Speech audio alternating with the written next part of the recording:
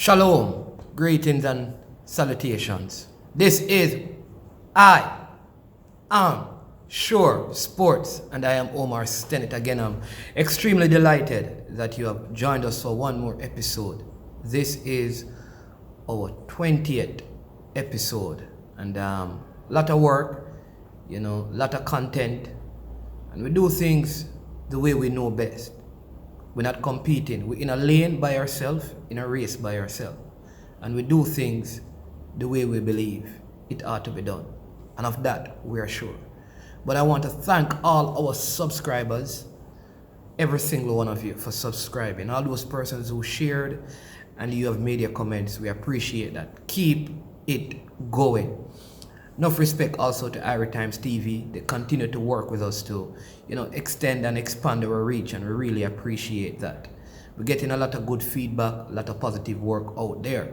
So go on, stick in to I Am Sure Sports. We have a lot to cover today. A lot of good stuff, a lot of sporting event over the last weekend, and a lot of stuff coming up. And we want to share some of that with you so you can know what is happening and give you our thoughts. So we're going to jump right into it. First, I want to begin with the ISA champs that ended on Saturday last. Really tremendous championship given the pandemic and that there was a year, 2020, when no champs was held. And so they put everything together, though I didn't agree with the staging of the champs. They put everything together to ensure that our young athletes had an opportunity to kind of express themselves in terms of their athletic ability. And not many standout performances, but good enough champs, and we saw some good things. I want to say a few things about the champs, right? First, let us commend the winners on the boys' side, Jamaica College. For many years now, they have been third, second, third, and finally, after 10 years, coach Neil Harris has led them to the championship. Kudos to Jamaica College. Well done. Kingston College finishing second. Calabar, they were in third place, and St. Elizabeth Technical in fourth place on the boys' side, and then you had St. Diego. Good championships, good results. On the girls' side, Edwin Allen, they were the champions. Well done. St. Diego was second and Hydel was third. Not close in the end. It was clear that it would be hard for any of those teams to surpass Edwin Allen. I think JC and Edwin Allen also benefited from a lot of absentee in terms of schools. Several schools did not send participants to champs, and every now and then you would have surprises springing up here and there. You didn't have any of that. You didn't have additional schools to take, the 8th and the 7th place or the 6th place and the 5th place and steal some points from the winners. And so that, I think, aided in their effort to win champs. But nonetheless, kudos to them, Michael Dyke and the entire team at Edwin Allen. Well done. This reminds me of the years of Veer dominance and the years of Homewood dominance. I think this is the 7th year that Edwin Allen is winning champs, and they're doing a good work there. I think their standout performer to me was Tia Clayton, and Tina Clayton. They're a twin. Edwin Allen always seemed to have twins performing for them. They had the Tracy sisters a few years ago. So Tia and Tina did well at this champs. They dominated class 2. Very good athletes. I think these two sisters are going to do well in terms of sprinting in the long run for Jamaica, and so respect. On the boys' side, I think Antonio Watson of Petersfield is one to look out for the future. Personally, my recommendation is that a person like a Usain Bolt would take a young athlete like this and mentor him. If he doesn't have a athlete management thing going, I think he should start that and take on this guy. I think he has the Usain Bolt kind of charisma, and with good and proper guidance, I think he could become one of Jamaica's dominant quarter milers. I really see a lot of potential there. I know we have Christopher Taylor ahead of him, but this guy is very good. I like his build and his focus and his professionalism. Now, there was a little bit of controversy surrounding him as well, where he at the end of the 200 meters that he won, he aimed, you know, the gun finger, as we say in Jamaica, at his opponent, having run past him close to the finish line, and then when he went across the finishing line, he pulled a next gun using his hand, you know, from his sock and fired at his opponent. I think it was all in good fun, and it is something that I've seen at champs, at least for the last 15 years, that I've been there or watched it on television, especially between the Calabar and the Kingston College athletes, JC as well. I've even seen it on the girls' side, but there has been a major outcry about this, and I understand that we're trying to lead our kids in the right way. But some of the sentiments that are being expressed concerning Antonio Watson, I think they have gone too far. And to me, it speaks a lot about the problem in our country, that there is a certain class of people that we treat differently, depending on where you're from, even in terms of your school. I don't want to blame institutions, but depending on what school you're from in Jamaica, it determines the kind of treatment you get in the wider Jamaica. I think if Antonio Watson was at one of the traditional schools, some of this would not have been said about him. That's me personally, that's what I believe. I also find it strange that at the beginning of his races, he actually does and kisses his cross and stuff. On his arm, he has a tattoo that says Godspeed, and he has that there, and he showed all of that, and no one highlights that. No one highlights that he, at the beginning, acknowledges God, and at the end of the race, he pulls down the sleeves and shows his Godspeed statue. But the point to the fact that he's aiming a gun at an athlete that he defeated, at an athlete that when the race was finished, though he did that, he went over and embraced, shook his hand, showing that it is friendly rivalry.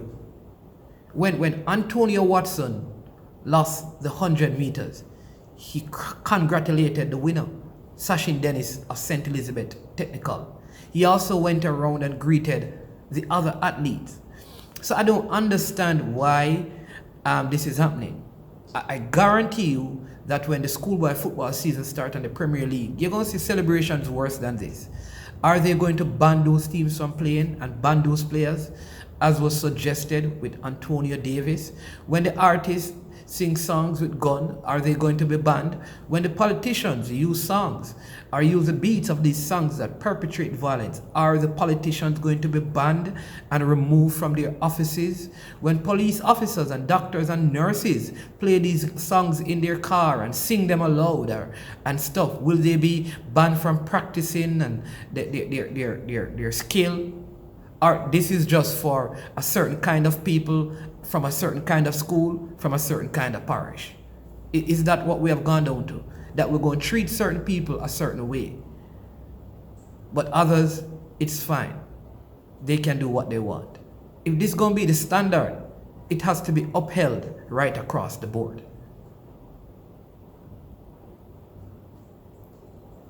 I am sure. And so that's our standout athletes.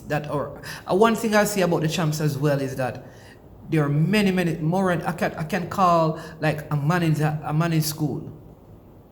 I didn't see managers at champs. Morant Bay. A lot of these schools.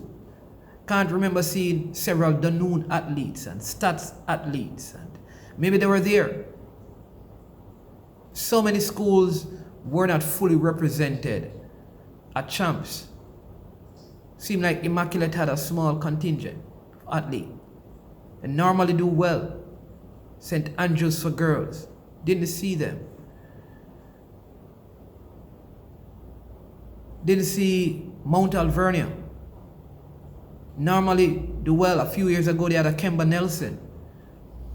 And so you realize that a lot of schools did not participate in this champ, so whatever reason. You also saw a lot of athletes suffering injuries, and I think that happened because they just never had enough time to prepare. And physically, it took a toll on their body to get ready in such a short window. But kudos, well done Issa. Thanks to the sponsors who made this happen, and the medical personnel. And I mean, I like what I saw. I mean, when the long jump was going on, this is the strangest thing. Listen, when the long jump was going on, did you see this? People, hold on. People, did you see this? When the long jump was going on, and the athletes jumped into the sand pit, right? Before they have this thing that they use to level off the sand after an athlete jumps, so the next athlete can come, so they can have a new layer to have the correct mark for the jump. The people were sanitizing. Watch the video. The lady had the sanitizer, and she went and she was sanitizing the sand. I've never seen anything like that. Did you see that? Go and watch the replay. I kid you not. They were sanitizing the sand. I kid you not. When an athlete fell on the turf, they went and they sanitized the turf. Hey, we are sanitation gone to a different level. To a different level. To the optimum level. But that was good to see. The people that take them things serious. No joke. Oh, careful. No, it was not a gun finger, so don't know. I said no joke. Look, 5 finger. No, there's no gun with 5 fingers. I didn't go like this. I went like this. No joke. Notice. Yes, anyways, the Jamaica football team, as we spoke about in our last video, they have a game. Games, 3 games, one against Serbia, one against the Japan national team, and one against the Japan under-23 team. A notable absentee from the squad, though, is Leon Bailey. All right, and several things came up as to why the GFF said that he didn't sign, and there was one report that he actually signed, but it wasn't in time. But he also has an injury that he sustained in playing club football. So we don't know what the reasons are, but I don't think it is something that we should concern ourselves with, as long as he's going to be available for the Gold Cup and for the World Cup qualifiers. All right, Mikel Antonio, who I would have expected to at least use this opportunity to play with the team so that we could have a little gelling going on there. He's not a part of the squad as well. So I suspect that at the beginning of the Gold Cup, we'll probably have a couple of warm-up games so we can see these guys. And all this is saying to me that the major objective of Jamaica then is not even so much the Gold Cup. It is the World Cup qualifiers. So I am now beginning to see the Gold Cup as a preparation. Though you want to win, but the real core purpose of the Gold Cup for the Reggae Boys is to use it to prepare the team for the World Cup qualifiers that will start a month after the Gold Cup has ended. I don't think that's a bad idea. I think it can work, but we must be very smart, because if we lose games in the Gold Cup, it could affect our ranking generally. Mark you, if we go and qualify for the World Cup, all of that could change.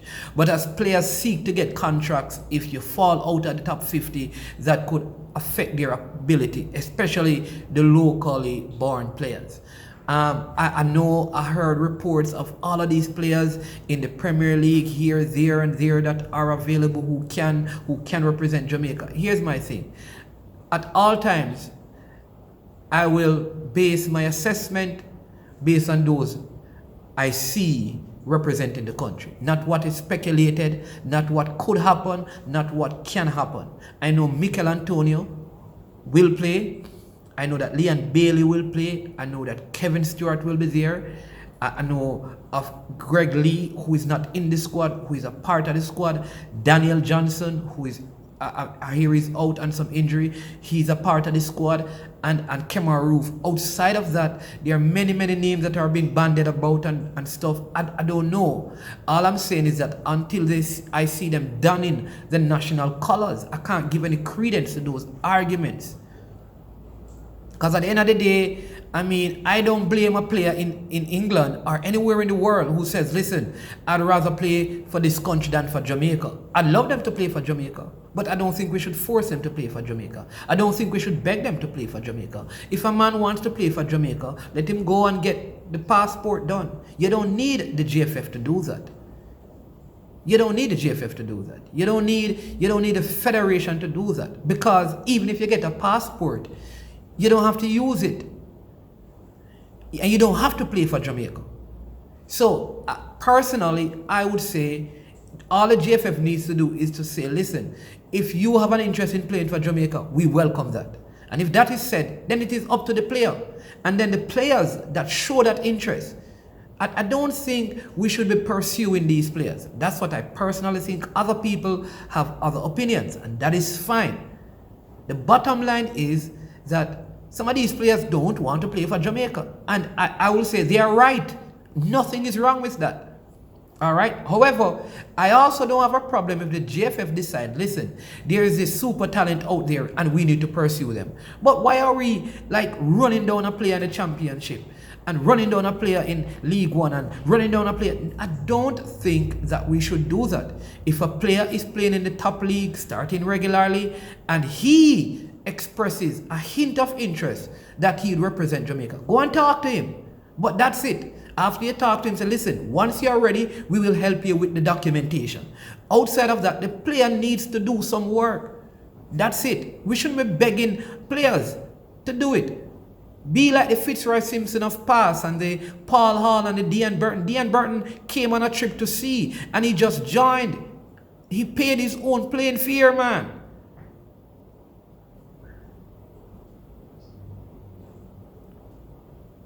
Right? The other thing I'm having issue with is our players have settled for playing in the USL.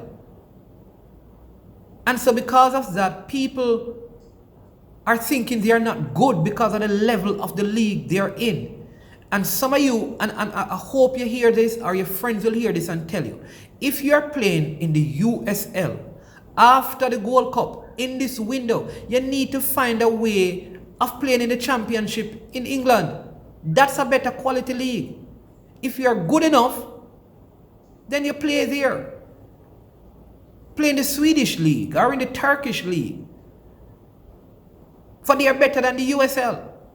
I'm talking the first tier of those leagues. Go and play in Scotland in the first tier. Nicholas Hamilton is playing in Scotland, and some of you believe that you're better than him.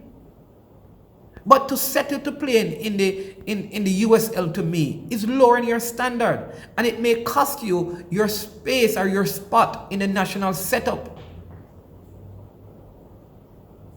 So let's elevate the reasoning. You're playing in the USL, I'll give you up until the end of the Gold Cup.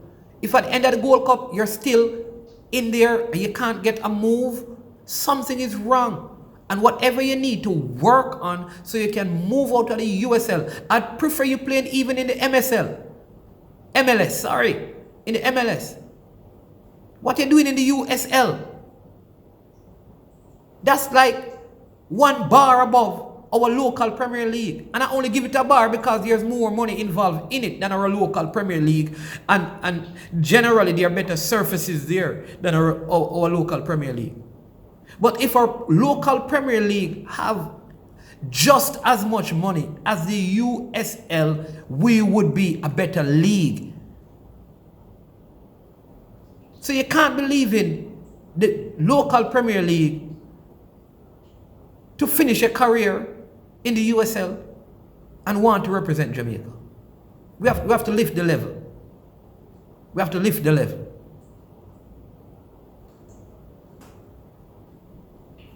So for the friendly, here's my starting 11. My starting 11, obviously, Andre Blake in goal. All right? Oh, Andre Blake in goal. our best set of players are our centre back and our attacking players, forwards. So here's what I do. I'd play a 5-4-1. That's me. I'm doing this because I think it provides defensive security, and I have wing backs who are very good at overlapping. So what would I do?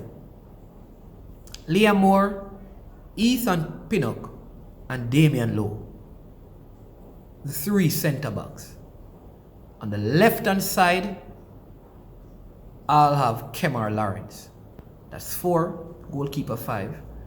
On the right hand side, I'm playing Bobby Reed. That's 5, that's 6. Now, because I have that back 5, I will go and have right in that pivot Kevon Lambert.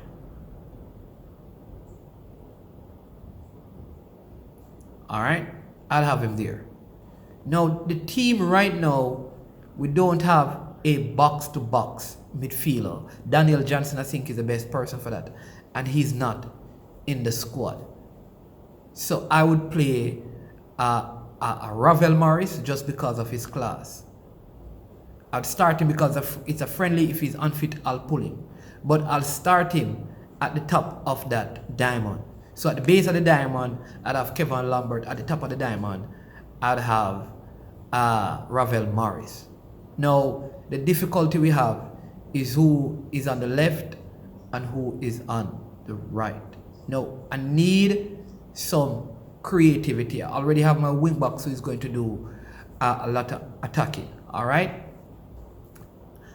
Andre Gray is very good at his hold-up play. And if I'm playing one forward, I'd play him up front.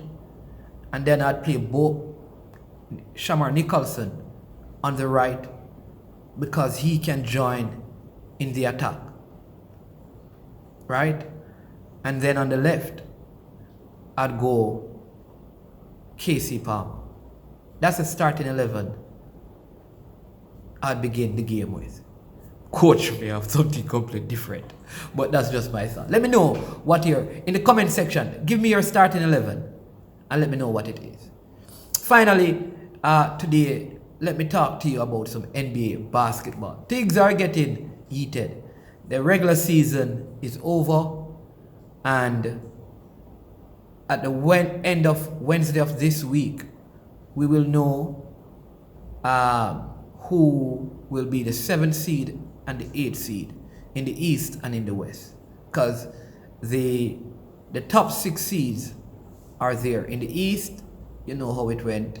Philadelphia, Brooklyn, Milwaukee Bucks, New York Knicks, Atlanta Hawks, and the Miami Heat. That's the top 6 over in the East.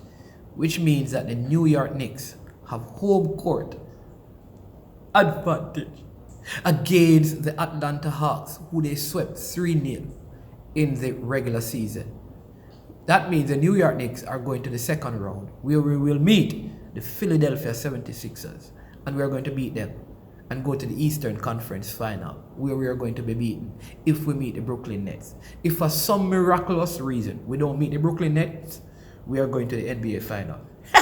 Coming out of the East. That would be like, wow! All right, don't call me crazy. I am sure if the New York Knicks don't meet the Brooklyn Nets in the Eastern Conference Final, whoever else we meet, whoop, we are with them. If we get past the Atlanta Hawks, and like I said, I think we can beat the Philadelphia 76ers.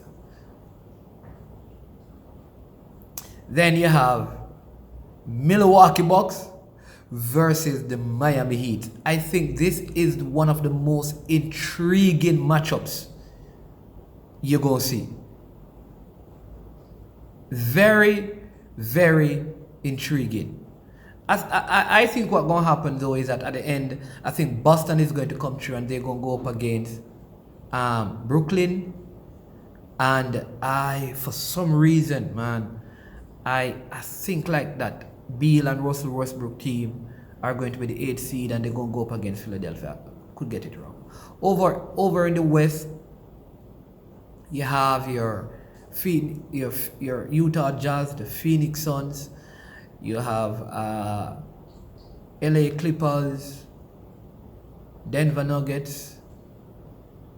You have Portland, and you have Dallas. So the Lakers and the Golden State Warriors are the 7th and 8th matchup. I think they are going to finish 7th and 8th. I don't know how it's going to work out, but I think both of those teams are going to beat the number 1 and number 2 seeds. Yeah. Like, I think this is the worst thing that could happen to the Utah Jazz. If the Utah Jazz bucks up or meets up on the Lakers, they're going to have problems. And if they meet the Warriors, they're going to have problems. If the Suns meet the Warriors are going to beat them. And if the Suns, I think this is the worst matchup they could get. Trust me.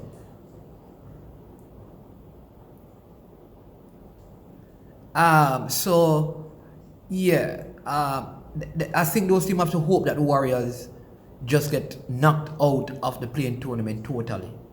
Because Steph Curry is playing tremendous basketball.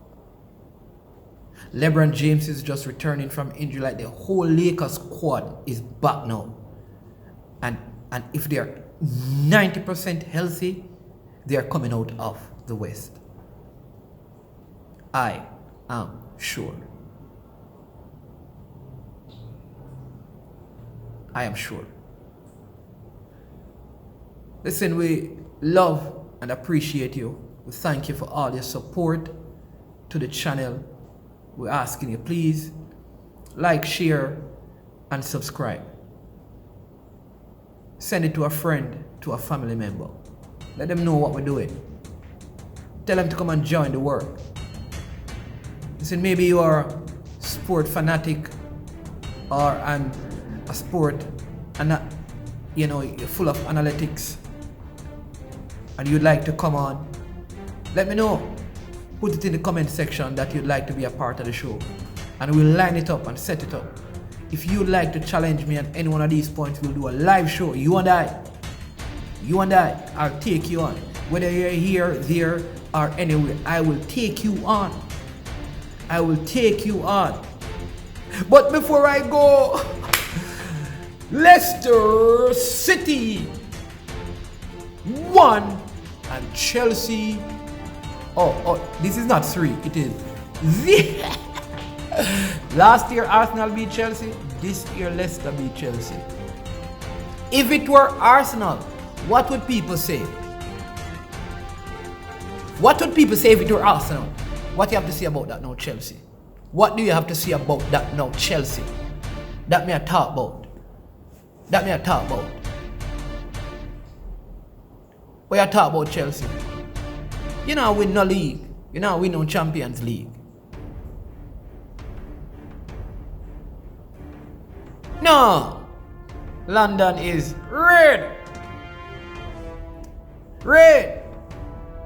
City are going to beat you in the Champions League still. Big up my Chelsea fan. Big up my Chelsea fan. But listen, I mean, your coach never managed the game well. You can't play a final like that, man. Be more creative. He knew that Leicester was coming out to play on the counter, so he could have played more attacking, man. He came out too defensive. That's the thing with Tuchel. The same thing he had a problem he had at PSG. He's so tactical that he doesn't shift away from his tactical setup.